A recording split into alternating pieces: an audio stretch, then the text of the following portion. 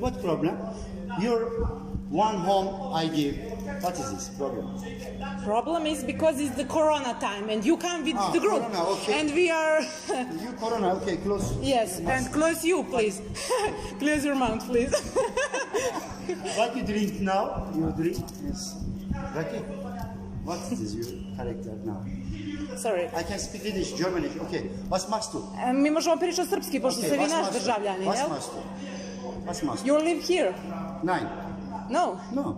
And because you come here... Here taught is very relaxed. You are tourist? Yes. Yes? Yes. And what are you doing now here? It's very good beach. Come on. But there is no beach. This lady tell it's you open a company here. Yes, this lady... You open a company here.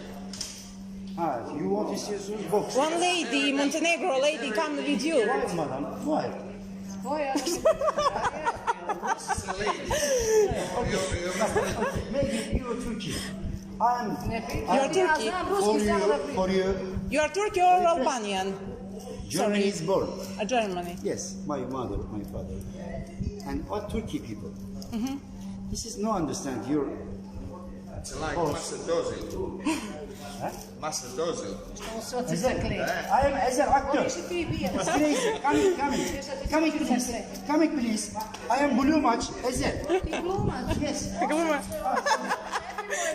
Možda došlo spoda s njim malo. Ezel. For me. Tomac, kako se zoveš? Ezel. Kako se? Ezel. A gdje si Ezel? Iz one serije. Šalma Ezel. Nisi Ezel. A Ezel? Ali Ezel propo.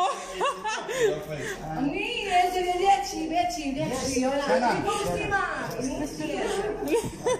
Nisi, ti rud. A ti mene sve razumiješ. Ma nisi ti Ezel, ja sam mislila budavala, što je s